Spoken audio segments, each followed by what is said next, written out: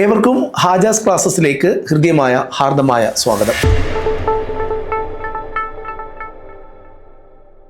Science and ടെക്നോളജിയിൽ satellite എന്ന് പറയുന്നൊരു ഭാഗമാണ് നമ്മൾ പഠിക്കാൻ പോകുന്നത്. ഏറ്റവും പ്രധാനപ്പെട്ട PSCയുടെ പരീക്ഷകളിൽ ചോദിക്കാൻ ഏറ്റവും സാധ്യതയുള്ള സാറ്റലൈറ്റുകളാണ് നമ്മൾ ഇന്ന് ക്ലാസ്സിനകത്ത് ചർച്ച ചെയ്യുന്നത്. ഇന്ന് ആദ്യമായി നമ്മൾ പറയാൻ പോകുന്നത് തൃഷ്ണയെക്കുറിച്ചാണ്. TH എന്നുദ്ദേശിക്കുന്നത് തെർമൽ എന്നാണ്. I infrared, S satellite, H high resolution, N natural resource, A assessment. ഇതാണ് ഇതിൻ്റെ പൂർണ്ണ രൂപം. തൃഷ്ണയുടെ പൂർണ്ണ രൂപമാണ് നമ്മളിപ്പോൾ കേട്ടത്. Trishna, thermal, infrared imaging, thermal infrared imaging. S എന്ന് പറഞ്ഞാൽ satellite, high resolution, natural resource assessment എന്നാണ് തൃഷ്ണയുടെ പൂർണ്ണമായ രൂപം. അതായത് ഭൂമിയുടെ താപനിലയെക്കുറിച്ച് പഠിക്കാനുള്ള ഇന്ത്യയും ഫ്രാൻസും ചേർന്നുള്ള ദൗത്യം. അപ്പോൾ ഭൂമിയുടെ താപനിലയെക്കുറിച്ച് പഠിക്കാൻ ഇന്ത്യയും ഫ്രാൻസും ചേർന്നുള്ള ദൗത്യമാണ് തൃഷ്ണ. ഭൂമിയുടെ താപനിലയെക്കുറിച്ച് പഠിക്കാൻ ഇന്ത്യയും ഫ്രാൻസും ചേർന്നുള്ള ദൗത്യമാണ് തൃഷ്ണ എന്ന് പറയുന്നത്. ഒരു ഇന്ത്യൻ ഫ്രഞ്ച് ദൗത്യമാണ് തൃഷ്ണ. ഓക്കെ, ഇത് 2025 ആദ്യം അല്ലെങ്കിൽ 2024 അവസാനം ആണ് ഈ ഉപഗ്രഹം വിക്ഷേപിക്കുക എന്നുള്ളത്. എന്താണ് ഇതിൻ്റെ ശാസ്ത്രീയമായ ലക്ഷ്യങ്ങൾ? എന്താണ് തൃഷ്ണയുടെ ശാസ്ത്രീയമായ ലക്ഷ്യങ്ങൾ എന്ന് ചോദിച്ചാൽ, വാട്ടർ റിസോഴ്സ് മാനേജ്മെൻറ്റ്, ആവാസ വ്യവസ്ഥയുമായി ബന്ധപ്പെട്ടത്. അതുപോലെ തന്നെ ജലസമ്മർദ്ദം, നമ്മുടെ ആവാസ വ്യവസ്ഥയിലെ ജലസമ്മർദ്ദം അല്ലെങ്കിൽ വാട്ടർ റിസോഴ്സ് മാനേജ്മെൻറ്റിനെ കുറിച്ച് പഠിക്കുക. അതുപോലെ തന്നെ തീരപ്രദേശങ്ങളുടെയും ഭൂപ്രദേശങ്ങളുടെയും ജലശാസ്ത്രത്തെക്കുറിച്ച് പഠിക്കുക. ഓക്കെ, ഇതൊക്കെയാണ് ഇതിൻ്റെ പ്രധാനപ്പെട്ട. അതുപോലെ തന്നെ ക്രയോസ്ഫിയർ, അന്തരീക്ഷ നിരീക്ഷണങ്ങൾ, ജലവുമായി ബന്ധപ്പെട്ടതൊക്കെ പഠിക്കുക എന്നതാണ് ഈ ഒരു മിഷൻ്റെ, ഈ ഒരു സാറ്റലൈറ്റിൻ്റെ പ്രധാനപ്പെട്ട ലക്ഷ്യങ്ങൾ, ശാസ്ത്രീയമായ ലക്ഷ്യങ്ങൾ എന്ന് പറയാം. തൃഷ്ണ മറക്കരുത്. തൃഷ്ണ എന്ന് പറഞ്ഞാൽ thermal infrared imaging satellite, high resolution natural resource assessment. ഇത് ഇന്ത്യ ഫ്രാൻസ് ചേർന്നുള്ള ഒരു സംയുക്തമായ ഒരു ദൗത്യമാണ്. 2025 ആദ്യം ആണ് ഇത് വിക്ഷേപിക്കുന്നത്. ആവാസ വ്യവസ്ഥയിലെ ജലസമ്മർദ്ദം, വാട്ടർ റിസോഴ്സ് മാനേജ്മെൻറ്റ്, ഇതാണ് ഇതിൻ്റെ ലക്ഷ്യം. തീരപ്രദേശങ്ങളുടെയും ഭൂതല പ്രദേശങ്ങളുടെയും ജലശാസ്ത്രം, ക്രയോസ്ഫിയർ, അന്തരീക്ഷ നിരീക്ഷണങ്ങൾ ഒക്കെയാണ് ഇത് ലക്ഷ്യമിടുന്നത്, ഇത് ഉന്നമിടുന്നത്. അടുത്ത നമ്മൾ പഠിക്കാൻ പോകുന്നത് നിസാറിനെ കുറിച്ചാണ്. നിസാർ നമുക്കൊന്ന് എഴുതി നോക്കാം. NISAR, നിസാർ. N എന്ന് പറഞ്ഞാൽ നാസ. ബഹിരാകാശത്തെക്കുറിച്ച് പഠിക്കാനുള്ള അമേരിക്കയുടെ സ്ഥാപനമാണ്. അവരുടെ ഗവേഷണങ്ങൾ, ബഹിരാകാശത്തെക്കുറിച്ചുള്ള ഗവേഷണങ്ങൾ, കണ്ടുപിടുത്തങ്ങൾ, അതുമായി ബന്ധപ്പെട്ടതെല്ലാം അമേരിക്കയുടേതാണ് നാസ. ഇന്ത്യയുടേതാണ് ISRO. അപ്പോൾ N എന്ന് പറഞ്ഞാൽ, നിസാറിലെ N എന്ന് പറഞ്ഞാൽ നാസ, I എന്ന് പറഞ്ഞാൽ ISRO, S എന്ന് പറഞ്ഞാൽ സിന്തറ്റിക്, A എന്ന് പറഞ്ഞാൽ അപ്പാർച്ചർ, R എന്ന് പറഞ്ഞാൽ റഡാർ. റഡാർ എന്താണെന്ന് നമുക്കറിയാം. റേഡിയോ ഫ്രീക്വൻസി ഉപയോഗിച്ചുകൊണ്ട് കാര്യങ്ങളൊക്കെ, ഈ നിരീക്ഷണങ്ങളും പഠനങ്ങളൊക്കെ നടത്തുന്ന ഒരു സംവിധാനമാണ് റഡാർ എന്ന് പറയുന്നത്, റേഡിയോ ഫ്രീക്വൻസി ഉപയോഗിച്ചുകൊണ്ട്. ഇനി ഇതിനകത്ത് ഇതിൻ്റെ ഒരു പ്രത്യേകത, നിസാറിൻ്റെ ഒരു പ്രത്യേകത എന്ന് പറഞ്ഞാൽ ഇന്ത്യയും അമേരിക്കയും സംയുക്തമായിട്ടുള്ള ഒരു ദൗത്യമാണ് നിസാർ എന്ന് പറയുന്നത്.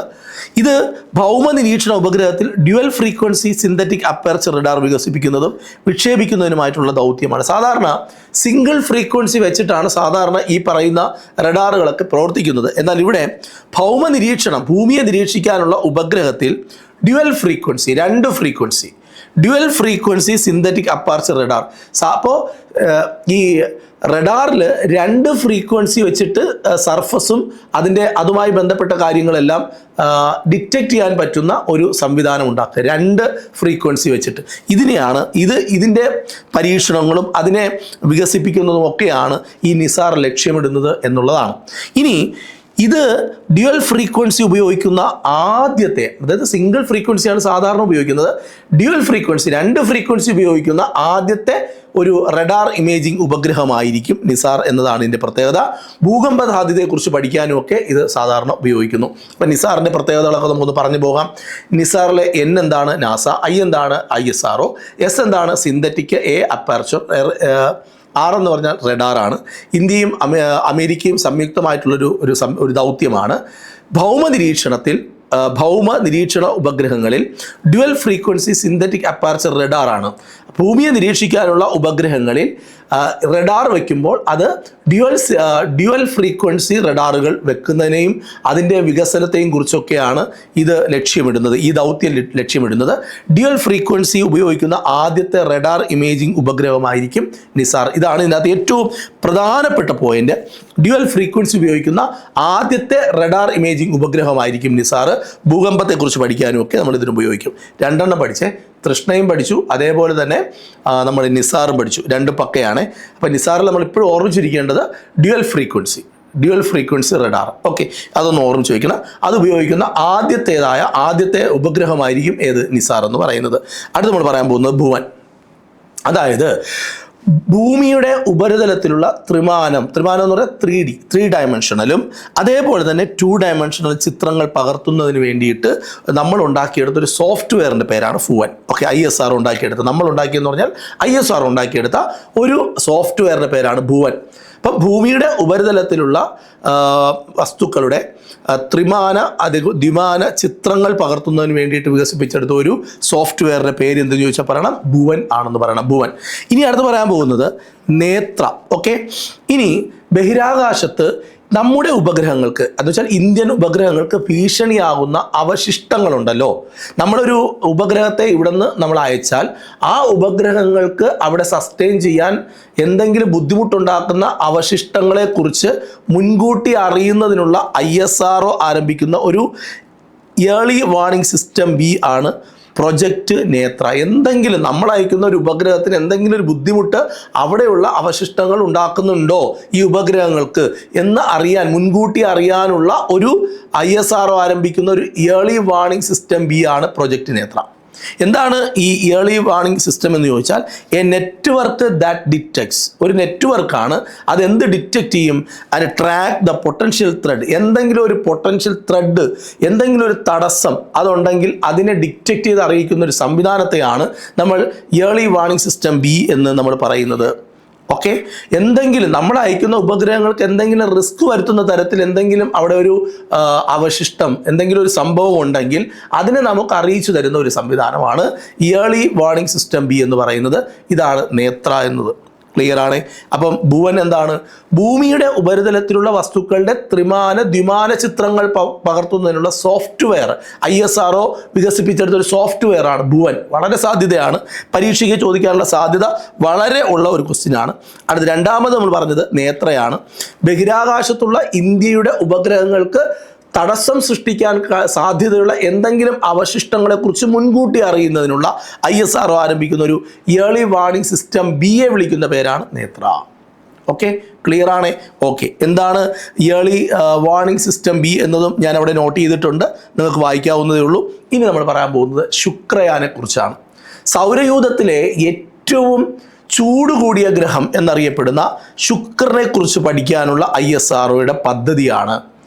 ശുക്രൻ്റെ ഉപരിതലവും അന്തരീക്ഷത്തെയും കുറിച്ച് പഠിക്കുന്നതിനായിട്ടുള്ള ISRO ആസൂത്രണം ചെയ്യുന്ന പദ്ധതിയാണ്. ഇതുപോലെയാണ് മുമ്പ് ആദിത്യ, സൂര്യൻ്റെ പ്രഭാമണ്ഡലത്തെക്കുറിച്ച് പഠിക്കാൻ വേണ്ടിയിട്ട് ആദിത്യ എന്നൊരു പദ്ധതി ഉണ്ടാക്കുകയും നടപ്പിലാക്കുകയും ഒക്കെ ചെയ്തത്. ഇത് ശുക്രയാൻ 1, ശുക്രനെ കുറിച്ച് പഠിക്കാൻ, വീനസിനെ കുറിച്ച് പഠിക്കാനുള്ള ഇന്ത്യയുടെ ISROയുടെ ദൗത്യമാണ് ശുക്രയാൻ 1 എന്നറിയപ്പെടുന്നത്. ഓക്കെ, അടുത്ത് നമ്മൾ പറയാൻ പോകുന്നത് ആർട്ടിമിസിനെ കുറിച്ചാണ്. ആർട്ടിമിസ് 1, 2, 3.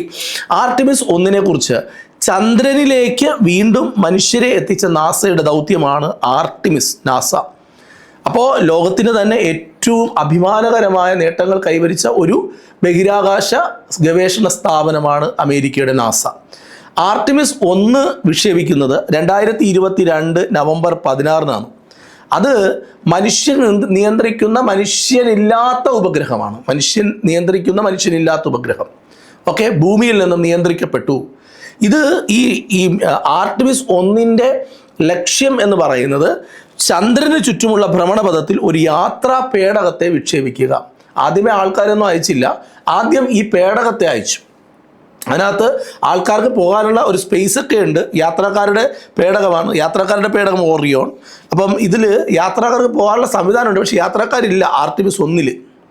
ആർട്ടിമിസ് 2 വന്നപ്പോൾ ഈ ആർട്ടിമിസിനെ വഹിച്ചു കൊണ്ടുപോയ വാഹനം ആണ് SLS, സ്പേസ് ലോഞ്ച് സിസ്റ്റം. ഈ ഒരു ഉപഗ്രഹം കൊണ്ടുപോകണമെങ്കിൽ അതിനൊരു വാഹനം വേണം, അതിനെ കൊണ്ടുപോകാൻ ഒരു വെഹിക്കിൾ വേണം. അതാണ് സ്പേസ് ലോഞ്ച് സിസ്റ്റം. ഇതിൻ്റെ വിക്ഷേപണ വാഹനമാണ് ആർട്ടിമിസിൻ്റെ. ഓക്കെ, ഇനി ആർട്ടിമിസ് 2 എന്ന് പറഞ്ഞാൽ പ്രത്യേകത, നേരത്തെ അൺക്രൂഡ് ആണ്. അൺക്രൂഡ് എന്ന് പറഞ്ഞു കഴിഞ്ഞാൽ മനുഷ്യനില്ലാത്ത, മനുഷ്യൻ നിയന്ത്രിക്കപ്പെടുന്നത്. ഇവിടെ നിന്ന് നമ്മൾ ഭൂമിയിൽ നിന്നും ആർട്ടിമിസ് 1 നിയന്ത്രിച്ചു, പക്ഷെ അതിനകത്ത് മനുഷ്യരില്ല. എന്നാൽ ശാസ്ത്രത്തിനും പര്യവേഷണത്തിനുമായി ചന്ദ്രനിൽ ദീർഘകാല സാന്നിധ്യം സ്ഥാപിക്കാനുള്ള നാസയുടെ ആദ്യത്തെ ക്രൂഡ് മിഷൻ, അതിനകത്ത് ആളുണ്ട്, ആളെ വെച്ചുകൊണ്ടുള്ള നാസയുടെ മിഷനാണ് ആർട്ടിമിസ് 2 ആദ്യത്തേത്. 4 പേരാണ് അതിനകത്തുണ്ടായിരുന്നത്. അവരുടെ പേര്: 1 Wiseman, Reid Wiseman; 2 Victor Glover, പൈലറ്റാണ് അദ്ദേഹം; മറ്റേത് കമാൻഡറാണ്. ഈ വൈസ്മാൻ എന്ന് പറഞ്ഞ റീഡ് വൈസ്മാൻ അതിനകത്തെ ആർട്ടിമിസ് 2 കമാൻഡറാണ്. അതിനകത്ത് പൈലറ്റാണ് വിക്ടർ ഗ്ലോവർ. പിന്നെ ക്രിസ്റ്റീന ഹാമോക്കോച്ച്, അത് മിഷൻ സ്പെഷ്യലിസ്റ്റാണ്. അതുപോലെ തന്നെ ജെറമി ഹാൻസൺ, അതും മിഷൻ സ്പെഷ്യലിസ്റ്റാണ്. ഇനി ചന്ദ്രൻ്റെ സൗത്ത് പോളിലോട്ട്, ആർട്ടിമിസിൻ്റെ 3ാമത്തെ മിഷനാണ്, ചന്ദ്രൻ്റെ സൗത്ത് പോളിലോട്ട് മനുഷ്യനെ എത്തിക്കുക എന്നതാണ് നാസയുടെ അടുത്ത ദൗത്യം. അതും ആർട്ടിമിസ് മിഷനിലൂടെയാണ് അവർ സാധ്യമാക്കുന്നത്. അതിൻ്റെ പേരാണ് ആർട്ടിമിസ് 3 എന്ന്. ആർട്ടിമിസ് 3 മറന്നു പോകരുത്, ആർട്ടിമിസ് 3. ഇനി നമ്മൾ പറയാൻ പോകുന്നത് ജെമിനിയെക്കുറിച്ചാണ്. ജെമിനി ഏറ്റവും പ്രധാനപ്പെട്ടതാണ്. ജെമിനിയുടെ പൂർണ്ണ രൂപം എന്ന് പറയുന്നത് Gagan enabled mariner's instrument four navigation and information എന്നാണ്. ശ്രദ്ധിക്കണം, ജെമിനിയുടെ പൂർണ്ണമായ പേര്, ജെമിനിയുടെ ഫുൾ ഫോം എന്ന് പറയുന്നത് Gagan enabled mariner's instrument four navigation and information എന്നാണ്. നോക്കൂ, Indian national centre for ocean information സർവീസും ഇൻകോയിസും എന്ന് പറഞ്ഞാൽ Indian national centre for ocean information സർവീസും എയർപോർട്ട് അതോറിറ്റി ഓഫ് ഇന്ത്യയും സംയുക്തമായിട്ട് ഉണ്ടാക്കിയെടുത്ത ഒരു ഉപഗ്രഹമാണ് ജെമിനി. ശ്രദ്ധിക്കണം, ജെമിനിയുടെ പൂർണ്ണമായ പേര് എക്സാമിന് ചോദിക്കാൻ സാധ്യതയുണ്ട്. Gagan enabled mariner's instrument four navigation and information എന്നാണ് ഗഗൻ്റെ പൂർണ്ണമായ പേര്. ജെമിനിയുടെ പൂർണ്ണമായ പേര്. ഇത് ആരുണ്ടാക്കിയെടുത്തു എന്ന് ചോദിച്ചാൽ എയർപോർട്ട് അതോറിറ്റി ഓഫ് ഇന്ത്യയും Indian national centre for ocean information സർവീസും ചേർന്നിട്ടാണ് ഈ ജെമിനി ഉണ്ടാക്കിയെടുത്തത്. ഓഷ്യൻ, കടലുമായിട്ട്, സമുദ്രവുമായി ബന്ധപ്പെട്ടത്. അതായത് ഫോൺ സിഗ്നലിൻ്റെ പുറത്ത് കടലിൽ ജോലി ചെയ്യുന്ന മത്സ്യത്തൊഴിലാളികൾക്ക് മുന്നറിയിപ്പ് നൽകാൻ സാധിക്കുന്ന ഒരു സംവിധാനം. ഫോൺ സിഗ്നൽ പരിധിക്ക് പുറത്തുള്ള മത്സ്യത്തൊഴിലാളികൾക്ക് മുന്നറിയിപ്പ് നൽകാൻ. ഇപ്പോൾ ഫോൺ സിഗ്നൽ വരെ ഉള്ള സ്ഥലത്ത് ഒരു മത്സ്യത്തൊഴിലാളി കടലിലേക്ക് പോയാൽ ഫോൺ സിഗ്നൽ ഉള്ള സ്ഥലത്ത് നിന്ന് അവർക്ക് ഫോൺ ചെയ്ത് അറിയിക്കാൻ പറ്റും. നമുക്ക് എന്തെങ്കിലും അവരെ അറിയിക്കാനുണ്ടെങ്കിലും പറ്റും. പക്ഷേ ആ സിഗ്നലിന് പുറത്താണെങ്കിൽ എന്തെങ്കിലും ഒരു അപകടം അവരെ അറിയിക്കാൻ കഴിയില്ല. അതിനുള്ളൊരു സംവിധാനമാണ് ജെമിനി. 300 നോട്ടിക്കൽ മൈൽ വരെ സിഗ്നലുകൾ അയക്കാൻ സാധിക്കും എന്നതാണ് ജെമിനിയുടെ പ്രത്യേകത. ദുരന്ത മുന്നറിയിപ്പുകൾ, ഓഷ്യൻ സ്റ്റേറ്റ് ഫോർകാസ്റ്റ്, ഫിഷിംഗ് സോണുകൾ എന്നിവയ്ക്കെല്ലാം ഇത് ഉപയോഗിക്കുന്നുണ്ട്. ജെമിനിയിലെ ഏറ്റവും പ്രധാനപ്പെട്ട പോയിന്റ് അതിൻ്റെ എക്സ്പാൻഡഡ് ഫോം പഠിക്കണം. Gagan enabled mariner's instrument four navigation and information എന്നാണ്. ആ വാക്കിൽ തന്നെ ഇൻഫോർമേഷൻ എന്നൊക്കെ പറഞ്ഞിട്ടുണ്ട്. നാവിഗേഷൻ എന്നൊക്കെ പറയുമ്പോൾ തന്നെ മത്സ്യത്തൊഴിലാളികൾക്ക് ഫോൺ റേഞ്ച് ഇല്ലാത്ത സ്ഥലത്തേക്ക് മുന്നറിയിപ്പുകൾ കൊടുക്കാൻ വേണ്ടി സഹായിക്കുന്ന തരത്തിലുള്ള ഒരു ഉപഗ്രഹം. ഫോൺ സിഗ്നലിന് പരിധിക്ക് പുറത്തുള്ള മത്സ്യത്തൊഴിലാളികൾക്ക് മുന്നറിയിപ്പ് 300 നോട്ടിക്കൽ മൈൽ വരെ സിഗ്നലുകൾ അയക്കാൻ കഴിയും. ദുരന്ത മുന്നറിയിപ്പുകളും അതുപോലെ തന്നെ ഓഷ്യൻ സ്റ്റേറ്റ് ഫോർകാസ്റ്റിംഗ്, ഫിഷിംഗ് സോണുകൾ എന്നിവയ്ക്ക് വേണ്ടിയിട്ടൊക്കെ ഉപയോഗിക്കുന്ന ഒന്നാണ് ഈ ജെമിനി എന്ന് പറയുന്നത്. ഇനിയാണ് നമ്മൾ കേൾക്കാൻ പോകുന്നത് GSAT-24. ISRO നിർമ്മിച്ച ആദ്യത്തെ ഡിമാൻഡ് ഡ്രൈവൺ ഉപഗ്രഹം. എന്താണ് ഡിമാൻഡ് ഡ്രൈവൺ സാറ്റലൈറ്റ് എന്ന് വെച്ചാൽ satellites are developed and operated to meet user service. നമ്മുടെ ആവശ്യം എന്തുണ്ടോ അതിനെ ഫില്ലപ്പ് ചെയ്യാൻ, അതിനെ ഫുൾഫിൽ ചെയ്യാൻ വേണ്ടിയിട്ടുള്ളതാണ് എന്ന്. നമുക്ക് എന്തെങ്കിലും ഒരു എയിം കാണുമല്ലോ, അത് ഫുൾഫിൽ ചെയ്യാൻ വേണ്ടിയിട്ടുള്ള, അതിനാണ് ഡിമാൻഡ് ഡ്രൈവൺ. നമ്മളൊരു കാര്യം ഉദ്ദേശിച്ച് അതിനകത്തേക്ക് പ്രോഗ്രാം ചെയ്യുന്നു, അതിനെ ഫുൾഫിൽ ചെയ്യാനുള്ളത്. അതാണ് ഡിമാൻഡ് ഡ്രൈവൺ എന്ന് പറയുക. ഇത് വിക്ഷേപിച്ചത് 2022 ജൂൺ 22-നാണ്. 2022 ജൂൺ 22-നാണ് GSAT-24 നമ്മൾ വിക്ഷേപിക്കുന്നത്. അതായത് ഡയറക്റ്റ് ടു ഹോം, അതാണ് DTH എന്ന് പറയുക. ഡയറക്റ്റ് ടു ഹോം, നേരിട്ട് നമ്മൾ DTH എന്ന് പറഞ്ഞിട്ട് നമ്മൾ ഈ ക്യാബിളിൻ്റെയൊക്കെ നെറ്റ്വർക്ക് DTH എന്ന് നമ്മൾ കേട്ടിട്ടില്ലേ? നമ്മൾ സാധാരണ ഡിഷൊക്കെ വയ്ക്കാറില്ലേ? അത് തന്നെ DTH ആപ്ലിക്കേഷൻ ആവശ്യങ്ങൾ നിറവേറാൻ പാൻ ഇന്ത്യ കവറേജ് ഉള്ള, പാൻ ഇന്ത്യ കവറേജ് എന്ന് പറഞ്ഞാൽ ഇന്ത്യ മുഴുവൻ കവറേജ് ഉള്ള, പാൻ എന്ന് പറഞ്ഞാൽ മുഴുവൻ എന്നാണ്. പാൻ ഇന്ത്യ കവറേജ് ഉള്ള 4180 കിലോഗ്രാം ഭാരമുള്ള 24 KU ബാൻഡ് ആശയവിനിമയ ഉപഗ്രഹമാണ് ഈ GSAT-24 എന്ന് പറയുന്നത്. നമ്മൾ എന്തെങ്കിലും ഒരു കാര്യം യൂസർ നീഡിന് വേണ്ടിയിട്ടാണ് ഈ GSAT-24 ഉള്ളത്. DTH ആപ്ലിക്കേഷൻ നിറവേറാൻ പാൻ ഇന്ത്യ കവറേജ് ഉള്ള ഒന്നാണ് ഈ GSAT-24 എന്ന് പറയുന്നത്. ഓക്കെ, ഇനി നമുക്ക് പറയാനുള്ളത് 2022 ഏപ്രിലിൽ വിക്ഷേപിച്ച ഇന്ത്യയിലെ ആദ്യത്തെ സ്വകാര്യ വാണിജ്യ ഇമേജിംഗ് സാറ്റലൈറ്റ് ആണ് ശകുന്തള, TD2 എന്ന് പറയുന്ന ശകുന്തള. 2022 ഏപ്രിലിൽ ഇന്ത്യ വിക്ഷേപിച്ച സ്വകാര്യ മേഖലയിലെ, പ്രൈവറ്റ് മേഖലയിലെ വാണിജ്യ ഇമേജിംഗ് സാറ്റലൈറ്റ്. വാണിജ്യം എന്ന് പറഞ്ഞാൽ എക്കണോമിക് അറിയാം. വാണിജ്യ ഇമേജിംഗ് സാറ്റലൈറ്റിൻ്റെ പേരാണ് ശകുന്തള. ശകുന്തള എന്ന് പറഞ്ഞാലും GSAT-24 എന്ന് പറഞ്ഞാലും മറക്കരുത്. GSAT-24 വളരെ ഇമ്പോർട്ടൻ്റ് ആണ്. അതിനകത്തൊരു ക്വസ്റ്റ്യൻ ഞാൻ പറഞ്ഞു തന്നു, ശകുന്തള എന്താണെന്നും നമ്മൾ പറഞ്ഞു തന്നു. ശകുന്തള എന്ന് പറഞ്ഞാൽ 2022 ഏപ്രിലിൽ നമ്മൾ വിക്ഷേപിക്കുന്ന ഇന്ത്യയുടെ ആദ്യത്തെ സ്വകാര്യ വാണിജ്യ ഇമേജിംഗ് സാറ്റലൈറ്റ് ആണ്. സ്വകാര്യ മേഖല നമ്മൾ കേട്ടിട്ടില്ലേ? പ്രൈവറ്റ് മേഖല. പ്രൈവറ്റ് മേഖലയിൽ, കാരണം ബഹിരാകാശ ദൗത്യങ്ങൾ ഏറെയും നടത്തുന്നത് ഗവൺമെൻറ് സെക്ടറിലാണ്. പക്ഷേ പ്രൈവറ്റ് സെക്ടറിലേക്ക് പ്രോത്സാഹിപ്പിക്കാനുള്ള ISROയുടെ പദ്ധതിയൊക്കെ ഉണ്ട്.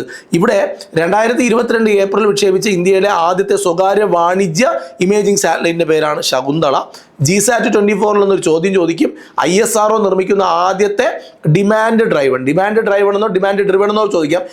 ഡിമാൻഡ് ഡ്രൈവൺ എന്ന് പറഞ്ഞ അർത്ഥം നമ്മൾ എന്തെങ്കിലും ഒരു ആവശ്യം പ്രോഗ്രാം ചെയ്ത് അതിനെ ആ ഒരു യൂസർ നീഡ് ഫുൾഫിൽ ചെയ്യാനുള്ള ഒരു സംവിധാനമാണ് ഈ അങ്ങനെ ഡിമാൻഡ് ഡ്രൈവൺ എന്ന് ഉദ്ദേശിക്കുന്നത് GSAT-24. നല്ല ചോദ്യമാണ്. ഈ 2 ചോദ്യങ്ങൾ നന്നായിട്ട് പഠിച്ചു വയ്ക്കുക.